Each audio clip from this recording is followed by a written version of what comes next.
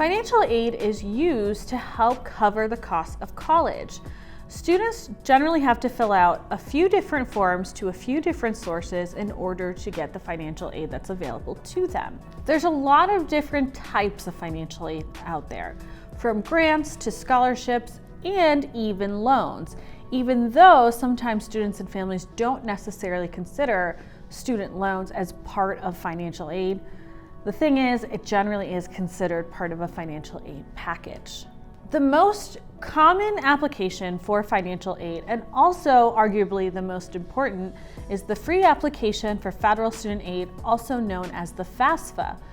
This is a financial aid application to get federal student aid, but other states and your institution could use the information you provide on the FAFSA to award you their types of aids from those sources as well. The FAFSA application will ask for information from the student and potentially even the parent of the student in order to determine the expected family contribution for that family. You'll provide some basic information on the FAFSA, like your name, your date of birth, your social security number, and then you'll also have to provide some financial information. You've probably heard a lot about this FAFSA form. It's a lot of questions being asked. It's overwhelming, it's intimidating. But honestly, there have been so many changes to the FAFSA over the years that it's not the FAFSA, what I like to say, your parents' FAFSA. It can be completed online, it can be completed on a mobile phone. They've really done a lot to make it a lot easier to complete. We'll have a video that goes over some of the basics to complete the FAFSA deadlines. Now, this is one of the most common questions of when should I complete the FAFSA? Well, the FAFSA is released every October 1st for the following fall. Now, October 1 might seem a little early. It's a whole year out before you start school, but really, it's great to get it done as soon as possible.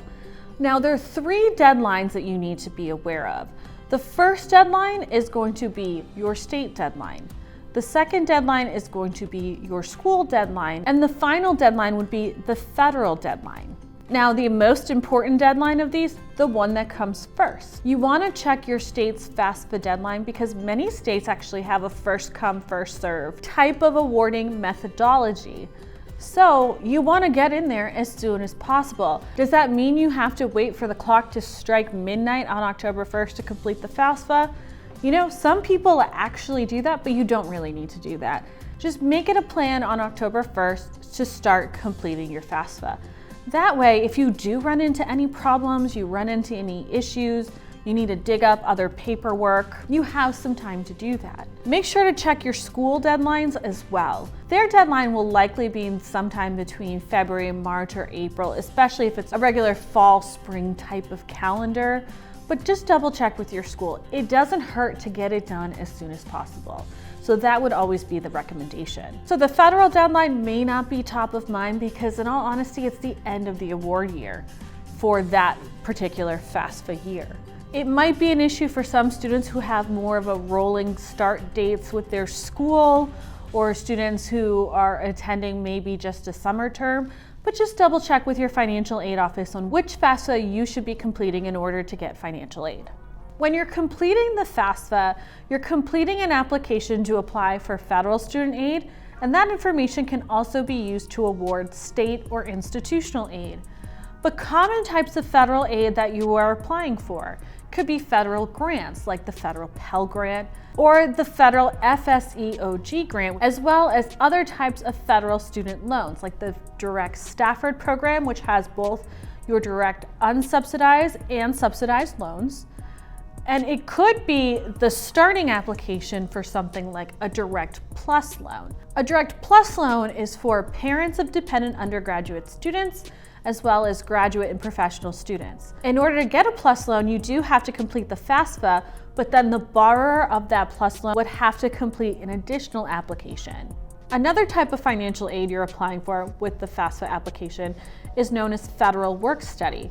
Now, this one's a bit unique because this one's considered earned aid. It requires you to pick an approved federal work study job and earn that money basically like a paycheck that you can use to help cover some of your educational costs. Another recommendation I have is always double check with your school to see if there's any other applications that you should be completing.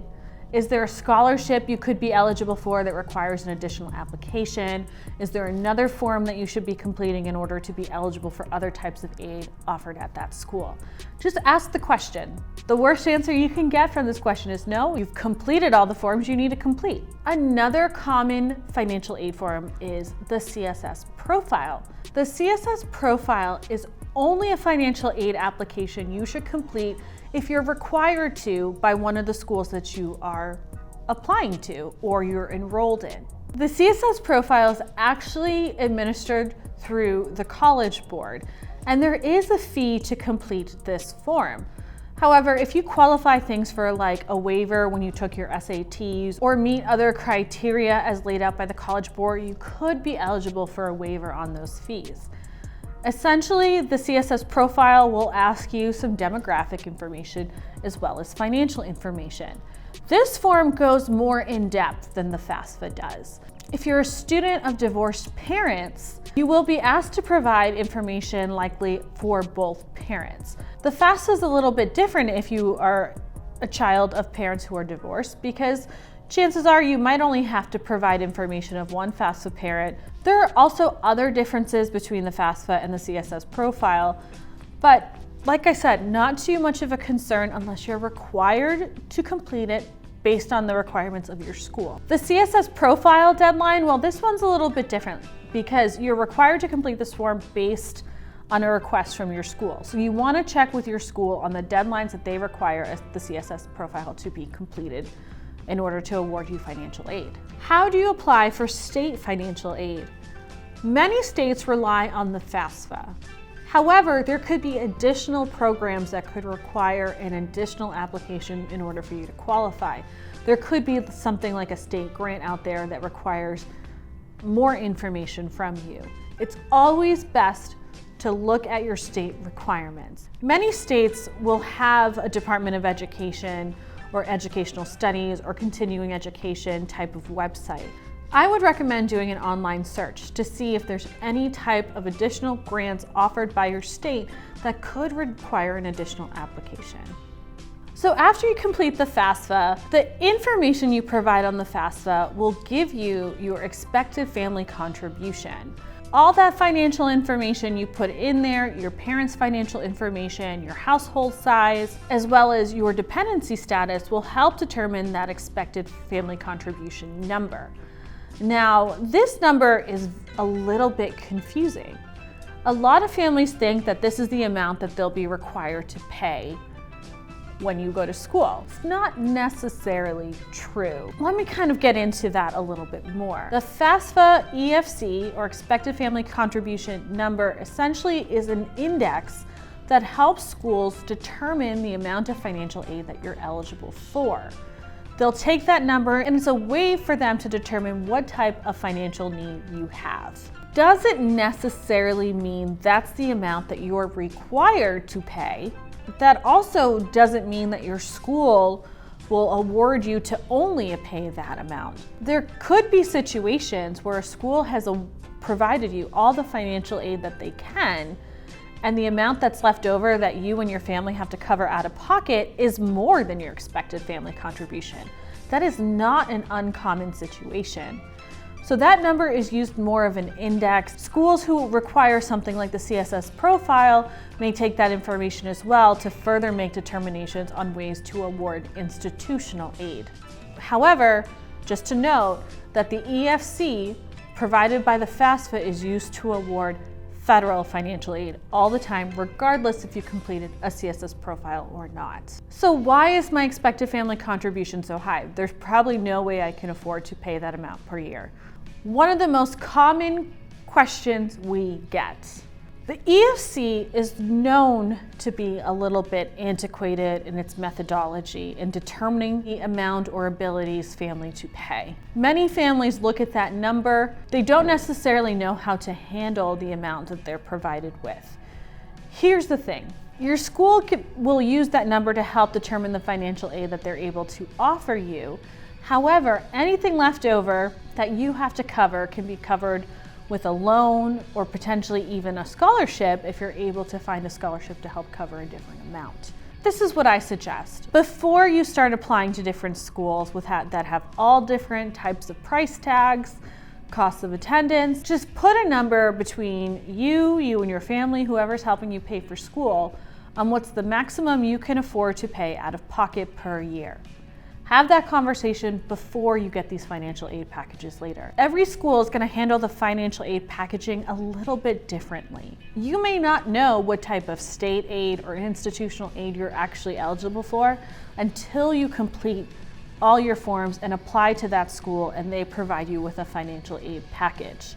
The EFC is used to help determine the type of financial aid you're eligible for. However, there could be other types of aid that may not be reliant on that EFC. Things like merit aid through the school based on your academic achievements and other things. So it's always good to get an idea of how much you can afford out of pocket per year, how much you're willing to borrow out of pocket per year, but put in those applications and wait till you see what you get back. Now, cost of attendance. This term comes up quite a bit. The cost of attendance is the total amount it would cost you to attend an institution, either full-time, part-time, or partial time, however you decide to attend. Your school is the one who determines your cost of attendance. So what they'll do is they'll look at things like tuition, any fees, and then they'll come up with estimates on books, living expenses, transportation, and other things that they're able to include. A school can actually have more than one cost of attendance. They could have a cost of attendance specific for someone who's living on campus, for someone who's living off campus, or for someone living with family. They may take it a step further and have different costs of attendance for students who are attending classes in person or attending classes online. So you just have to see what the cost of attendance is for you. You'll probably find it somewhere on your student portal or in some of the documentation that your school has given you. You might see it listed as something like a student budget or something that lists total costs for you and your program. What's included in the cost of attendance? That could be things like tuition and fees. It could also be things like an estimate of books, living expenses, transportation even could be included in there, as well as some other items on there. Generally, you'll see students like you having the same cost of attendance, enrolled in the same type of program, in the same type of living situation, and the way you're attending those programs. Which is why the school will generally use some estimates for different types of numbers. Now, if you need additional things to be included in your cost of attendance, or you need other things in order to attend school, you can actually always talk to your financial aid office and see if any adjustments can be made to your cost of attendance to help increase it if you need it. Cost of attendance is sometimes confused with the actual cost of college. The actual cost of college to some families could be the amount it costs in tuition, the amount it costs in fees, and all other things charged directly by the school. While some students will consider the same things like the tuition and fees and all the money that is owed directly to the school, as well as things like cost of living, like renting an apartment, transportation to and from home. It doesn't hurt to determine the actual amount it will cost you to attend a particular institution. However, cost of attendance set by the school is a number used in financial aid packaging, and that's why it's extremely important to know and understand what it is. The cost of attendance set by your school and your expected family contribution provided to you by the FAFSA are extremely important to financial aid packaging, because that is what your school will use to determine your financial need. Essentially, financial need is cost of attendance minus your expected family contribution. Your school will determine any need-based aid that they're able to award you. Things like the federal Pell Grant and the federal FSEOG grant could have additional limitations on how they're able to award that based on the actual number of your EFC, but other types of financial need aid, like a direct subsidized loan, will be awarded based on your financial need. Your school will then go through and determine your financial aid based on what's left to cover between the amount you're awarded and your cost of attendance. So that's another reason why your cost of attendance is so important. And the final reason why cost of attendance is so important. The school cannot award you financial aid in excess of your cost of attendance for that year. They can limit how much of a scholarship is applied to a given year, how much federal loans you're eligible for, as well as how much federal and private student loans you're eligible for that given year. Your cost of attendance and expected family contribution are extremely important in awarding financial need-based aid, and your cost of attendance is extremely important awarding financial aid overall. Do you have to pay financial aid back? Well, when it comes to things like scholarships and grants, you don't have to pay it back. Something like a work study requires you to earn that financial aid through a job or some type of employment. When it comes to loans, that money does have to be paid back. And most of the time it has to be paid back for the amount you borrowed plus any interest that's been accrued or has accrued over your entire repayment term. My name is Elaine Rubin, Senior Contributor and Communication Specialist here at Edvisors. Make sure to subscribe to our channel. You don't want to miss out on other topics that we break down for you.